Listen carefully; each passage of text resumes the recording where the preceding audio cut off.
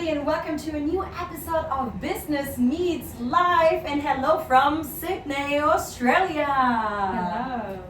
Today we have one of the world's leading AI marketing gurus with me, Atena Pegler. Two main principles of the success in the business. Don't spend too much time on creating the perfect product or service. Create a proof of concept, take it to the marketing and get feedback. And number two, make sure you have the proper market, the unique selling proposition. If you do that same as everyone else do, then how can you sell it? You need to do a little bit better. It's just a matter like a competition, like for the running. The number one and number two person, what's the difference? The literally matter of the milliseconds. Number one and number two matter of milliseconds. It's the same in the business.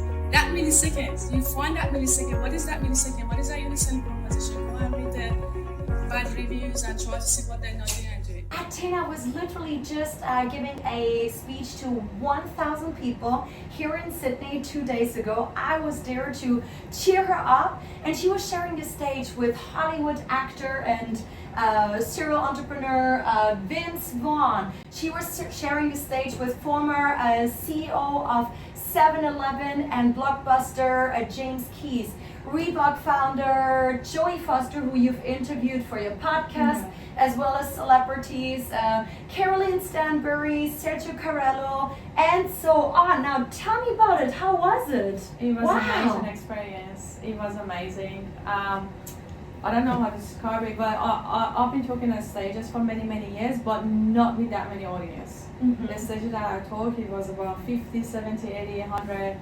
But then when I walk on the stage and I was like, oh my goodness, there are like over 1,000 people in front of me. So when I walk in, I just had a bit of pause before I start saying everything, actually to digest everything.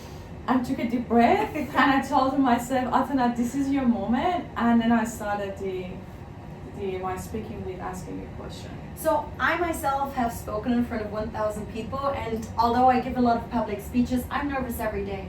Were you not nervous before that? Surprisingly, not much. I started getting a little bit nervous when I started, because my speech was after the Jim Keys, the speech right after him.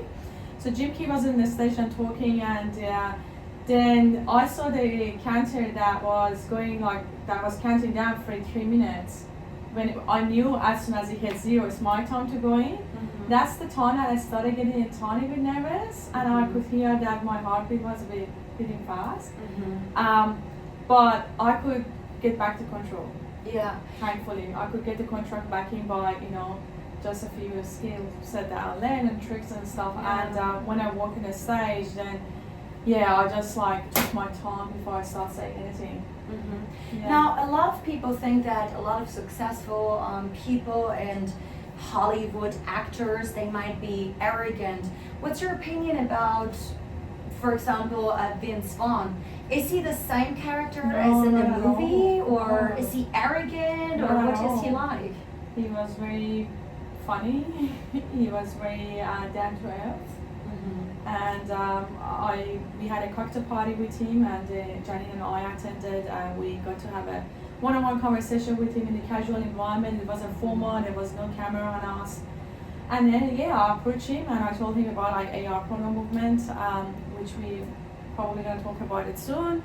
And then he got the bracelet from me, he put it on his hand, and although that his hand is quite big, so when he was trying to put it on, he was like, I don't think I can actually fit it on, and he said that, but I think he eventually stretched it and he could get it on. But I really appreciate that. So no, he's absolutely down to earth. He has no ego, down to earth, very funny person. I like his humors, and so I really enjoyed the experience, and I'm so grateful that I got an opportunity to be able to, have a chat with someone like him. Yeah, so something that I really love about Atena is she really gives a lot of value on and on and on, even if she only has a couple of minutes. So what happened at the end of your speech, talking about your AIpreneurs? Because something really amazing happened. I don't know how you made that happen, but tell me what happened at the end of the speech in the audience. So do we talk about what the movement is first, to give the audience a bit of context? So So AIpreneur, as you can see in my t-shirt, so it says AIpreneur. So that's basically, as Jenny says, so I specialize in AI and I got obsessed with it and I revolutionized the entire industry with AI and I ended up being one of the very first few best prompt engineers in the world.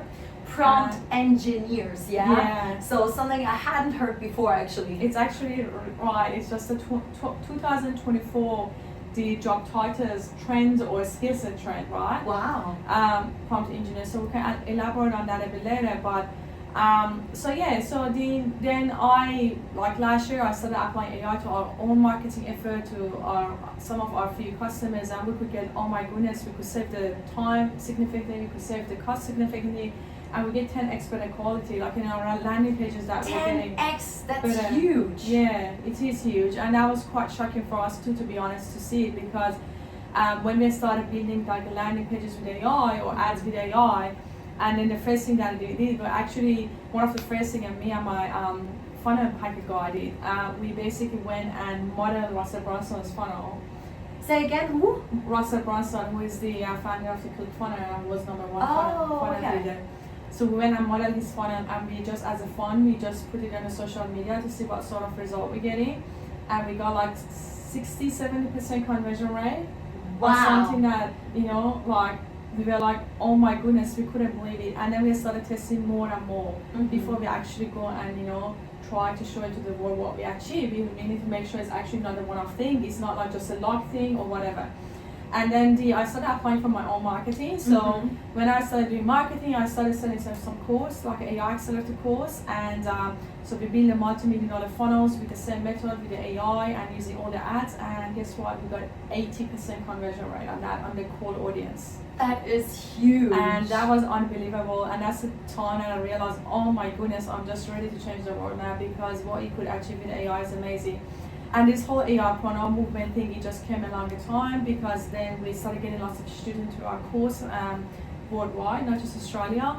And so 20% of our students are from Canada and US. We've got a couple from UK and a couple from Europe, as you're aware of, like Germany. And I'm from China, right? Yes, Just right saying. Yes.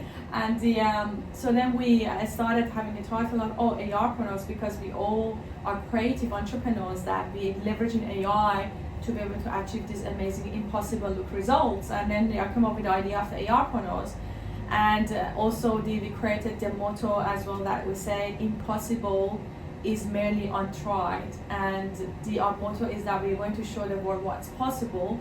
And then we created that, and then we created the merchandise and the bracelet, the t-shirts and stickers and all of that. So that was our movement. And so the movement has started organically getting bigger and bigger, basically with the public speaking that I had. So I took 50 of our AIpreneurs from our community to the event, and we gave them all merchandise. They all had merchandise. Yeah, and they all what stood up at the end of her speech, and they were all around the 1,000 people Yes. in the audience, and it was just so cool to watch. Well done. Literally a movement even in this one room. Yeah, so everyone stood at the end, because I said that be an AIpreneur, I showed the world what's possible, and then all of a sudden everyone stood up in the room, 50 people like scattered in different areas, a section of the room. And they were all holding the stickers on it above their head. That was amazing. Like, that was a moment that I was like, oh my goodness. And I always had a big belief in that if you want to create a movement and, you know, build a business that is sustainable, and you need to create a raving fans. And that's one of the things that we teach in the course as well, about how to create a raving fans by giving so much value to your customers, so they buy more from you, plus they do the marketing for you.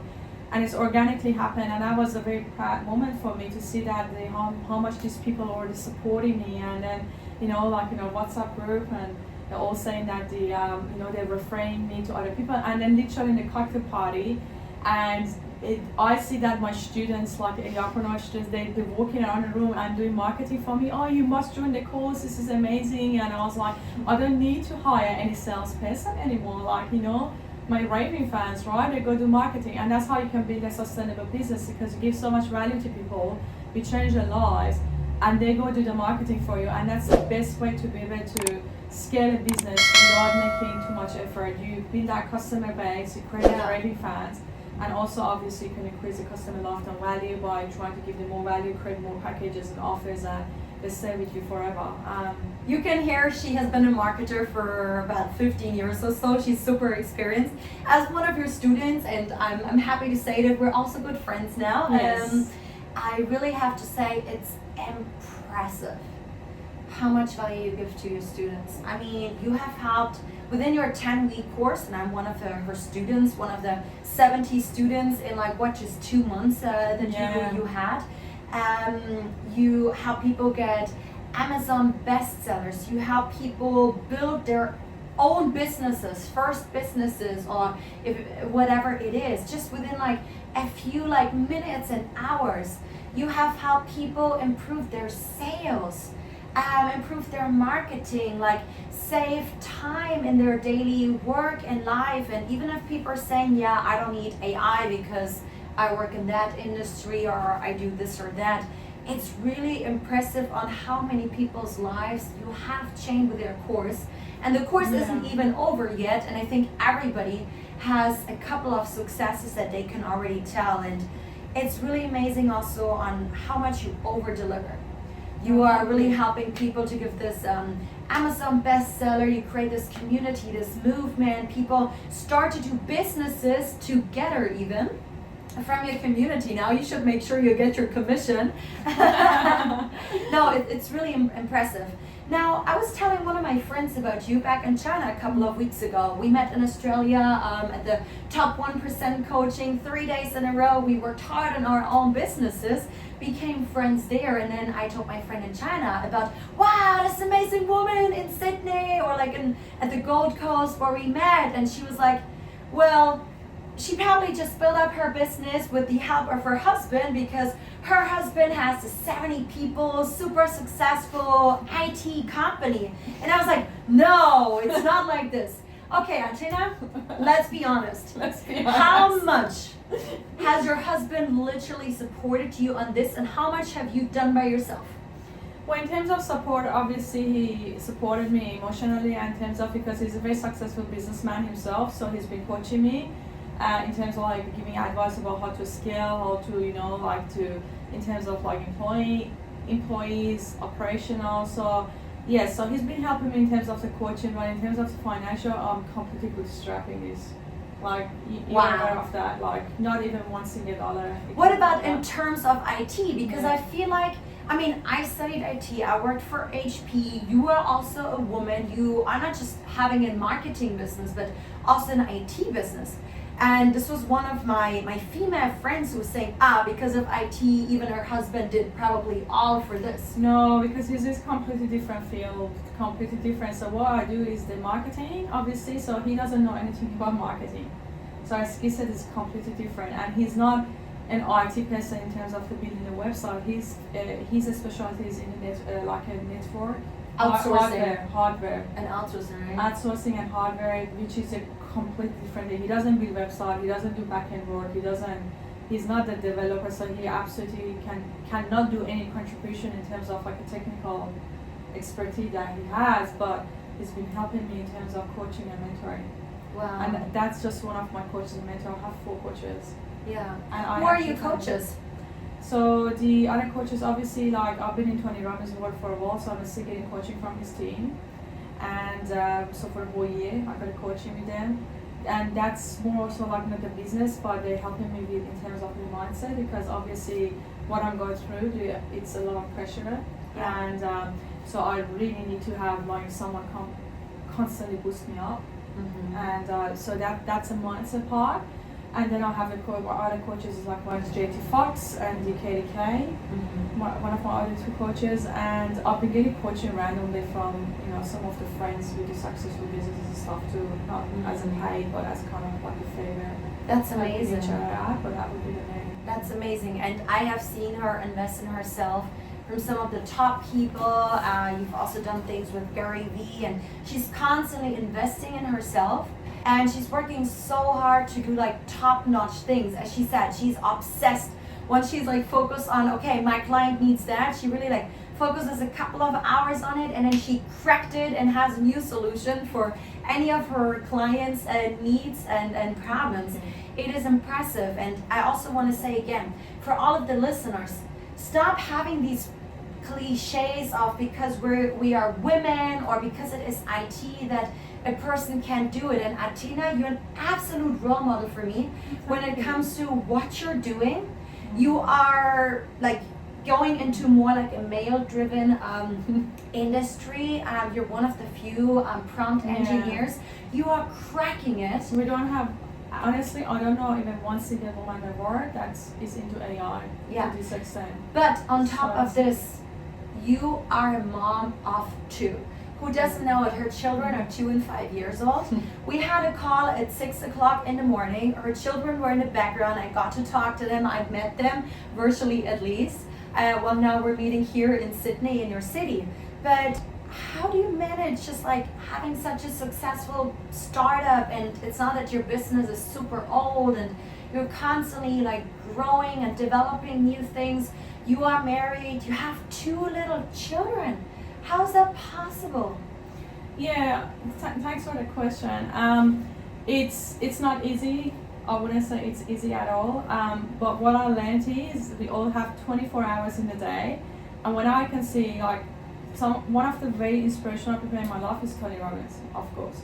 Tony Robbins, I think he owns like 178 businesses, and he's 68 years old. And I'm telling myself, if someone that has 24 hours in a day, and he's got kids as well. He's got actually 2 years old himself. Right. And he's 68 years old, and he can run 178 successful businesses. So I have absolutely no excuse to say that I don't have time. So I decided to not use anything as an excuse to justify it, because like a lot of us I used to be guilty of that myself in the past. I got kids, so I can't do it. That's my excuse, right? Or we always have an excuse for something. I study, so I don't have time to go and start a business, right? Or for example, I'm traveling constantly, I can't start a business. Or like we constantly have an excuse to be able to justify why we don't want to do something. So I decided to let go of that and say that, like we all have 24 hours. And one thing that I started doing since last year, I started practicing about time management, and that made a huge difference, because I started to manage my time more, waking up really early. So I usually start my day around 2 a.m. We're sometimes texting at 4 a.m. already. Yes, yeah. So I start work quite early because I'm very, very focused with no distraction from 2 to 6 before the kids are. And that 4 hours, all I do is just sales and marketing. So I focus on, I don't go check the emails, I don't go work on the transactional admin tasks. All I just focus, bigger strategies, marketing, really, really things that are like a needle moving. I'll make sure not to text you at 4 a.m. anymore so that you can focus. No, yeah, so that's pretty good. So when I started actually understanding about the time management, learning from the best people about the world, how much it makes a difference, is actually making a huge difference. Because that 4 hours, and because I focus on the transformational task, on that 4 hours versus the transactional task, that 4 hours is equivalent to someone's working like 10 hours, because they don't know how to manage their time, they waste the time, they're distracted. And the other thing that I started doing, I started assigning a block of time to something that I'm doing. You saw like how I am. Like literally the other day, I was like, this review system, your AIpreneurs manually sending link to people write review. No, it must be a solution. I'll find a solution. I'm gonna allocate the next 1 or 2 hours to find a solution. I love that attitude. Execute it, and until I don't find and execute it, I do not check my phone. I do not leave the house. I do not go to toilet. Literally, this is how I work. And I go focus. I get something done, execute it, done. This is how I work. And since I've done that, I can achieve a lot. So the question about how can you manage the motherhood and that is that time management is the main reason that I absolutely master that piece of the time management. And the other thing is that obviously spending time with kids, unfortunately I can't spend time as much as I used to before, like I going down the path of AI and scaling the business in the AI industry. But the other thing that I do, for example, I started creating some of the quality time with them, some of the quantity time. So when I have a time Quality with them, time versus quantity time. Tell us a bit Yes. more about what that means. so for example, like if previously I could spend like, 30 hours, 40 hours in a week with my kids outside of the time and daycare and sleep and all of that.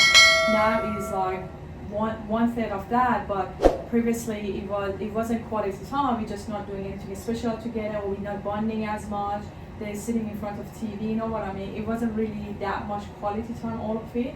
But what I decided to do and it was actually one of the advice from my coach, Tony Robbins' coach. I started to focus on quality versus the quantity. What it means that when I'm with them, I'm so present. I don't check my phone. I'm all with them. I bond with them. I play with them. I laugh with them. We really have fun and enjoy each other. Rather than to, be that person that is not really spending that quality time with them. And the other thing that we decided to do is that every Sunday I take my daughter for a day, mommy-daughter day.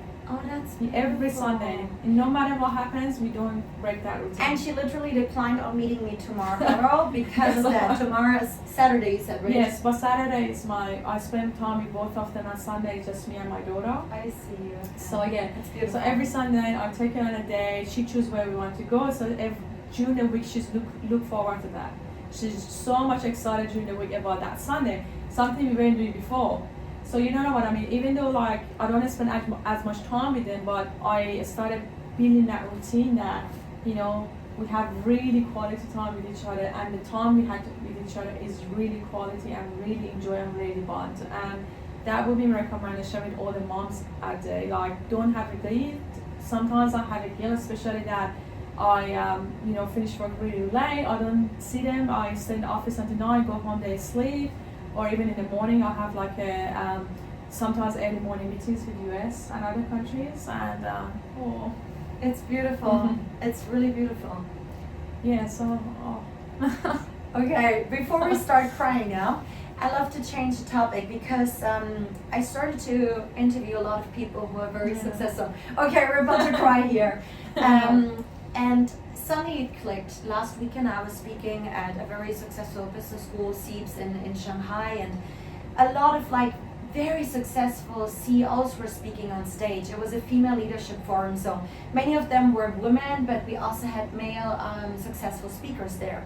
And they were giving advice also how like one of these women, she was like having 30 kids, but she was a CEO of a company in China, India, Singapore, and so on. And again, she shared that advice. But I've noticed that, especially also in China, a lot of women, they like once they're married, they have kids, maybe they're also working. But and they focus a lot on the kids and their success and so on. But I feel like a lot of women stop, or like not even the women, I don't want to blame the women, right? A lot of couples, the man, the woman, husband, wife, are kind of like going separate ways. They're not one because it's all about the children and about work. So I would like to start learning more from the people who are able to not just like manage work and kids, but also like still have a unity like with like the husband, the boyfriend, girlfriend, whoever. How do you have some tips on how you and your husband have been together for a very long time Yeah. now. How do you two stay connected next to having 2 kids and 2 successful businesses? Yeah. So it's something that to be honest, we're working on it. It's been very challenging, especially since that I work really, really long hours. And the other thing is that one of the issues that our sleeping time is completely opposite. Mm-hmm. So I'm a morning person now. So I go to bed really early. Sometimes I get home around 8 p.m. I just had a quick dinner and I go to bed by 9, and then I wake up between 2 to 3. And so then the issue is that then he doesn't come to bed at the same time as me because he goes to bed late, 11 and 12, and then I wake up really early, so I don't get to see him or talk to him. And when he wake up, because he went to bed too late, he just wake up, get ready, go to work. So it kind of like, sometimes it takes us actually a couple of days to be able to have like a couple of work with each other, and that's really bad. So we're working on it. It's been very challenging, very, very challenging. Thank you so much for opening up and sharing this with us. But I really gotta say, for both big days that you had here in Sydney, the evenings and even the full day, your husband was on your side the full day of your big speech in Sydney. He was there for your big AIpreneur dinner with your community last night, and even that kind of support, I think, is really amazing. 100%. So one thing we decided to do that, we decided to have day days, and because we got an opener and then we got some living nanny basically. And so since we got her in February, so that's really good because we get that support. So every 2 weeks we have a day, so that's something that we're doing as a routine. On a day, we usually go and do something health-wise though. Not the entertainment-wise, because obviously we both made a decision last year that we want to have health to be our number one value.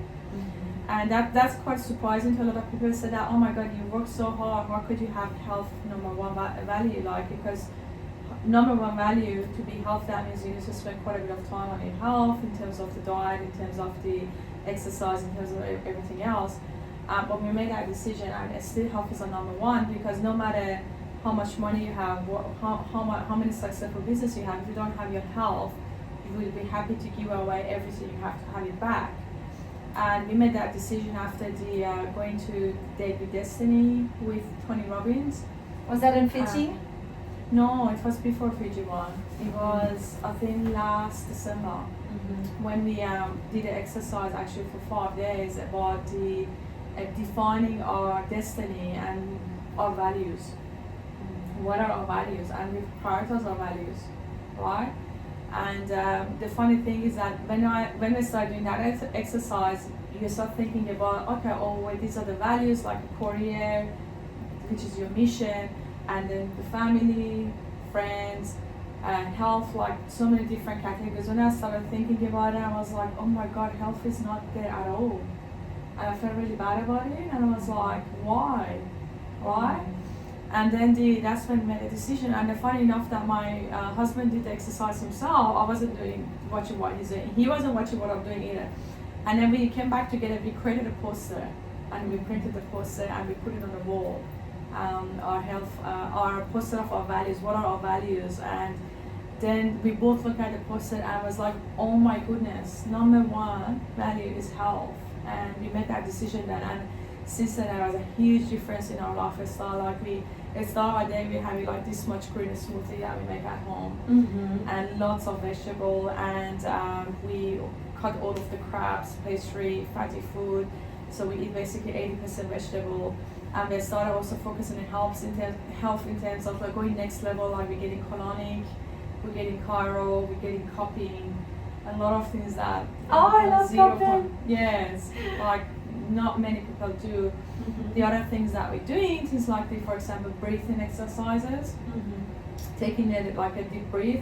Another thing that we're doing, like massaging the what does it call, your lymph, like things like that. Like really going next level on the health, really going next level. And then things like going on the vitamins for like anti-aging, and like working in a lot of things. So I don't want to go too deep into it, but also what I would say is that I made a decision that every day I wouldn't finish a day no matter what. I would skip the dinner or I would skip anything, but I must do 3 things for that day that's contribute to my health.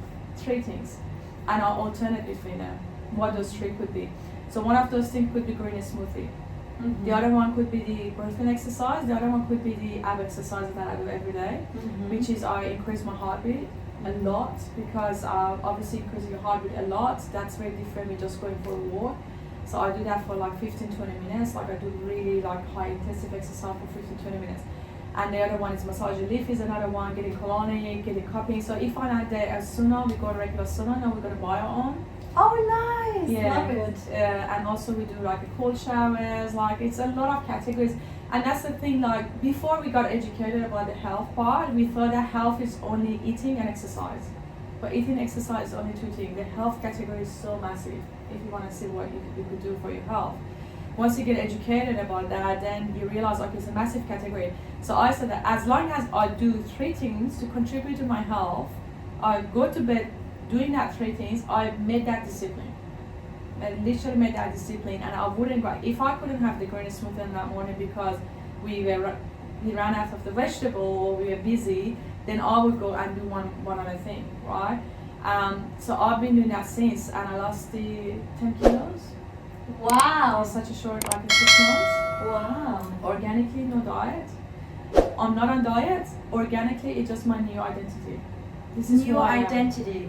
And this is what we Yes. coaches also work on, right? First, it's all about your identity, It's your a new values. identity. Who do you, like, first you have to Yeah. become, basically, Yeah. that you can attract and you can, like, do everything, like, else what you want to do in your business, 100%. right? So I've Ours been is a new identity. identity since then, and that's the thing that people say, oh, what was your diet? I was like, I'm not on diet. This is me. This is new me. It's a new identity.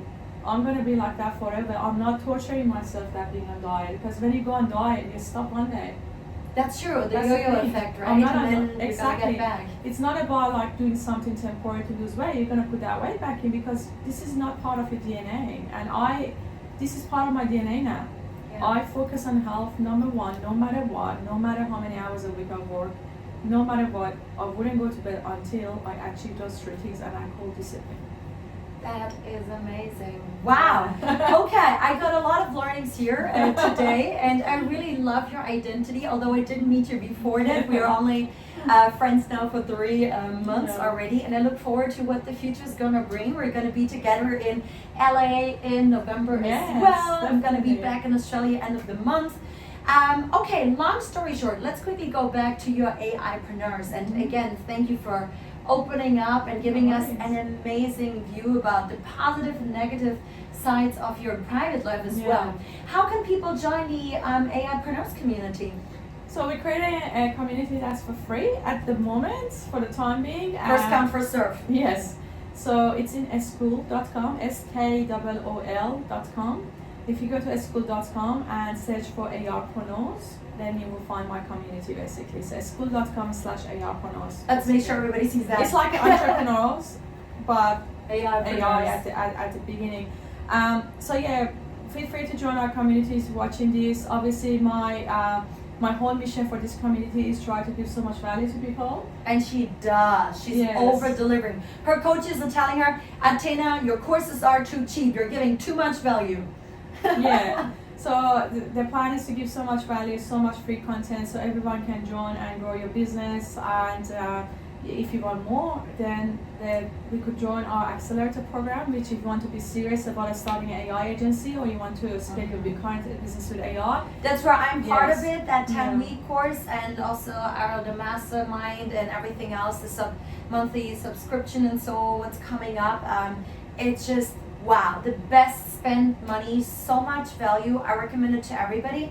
And as she said, you have no excuse, no matter in which industry, what position hierarchy you are in.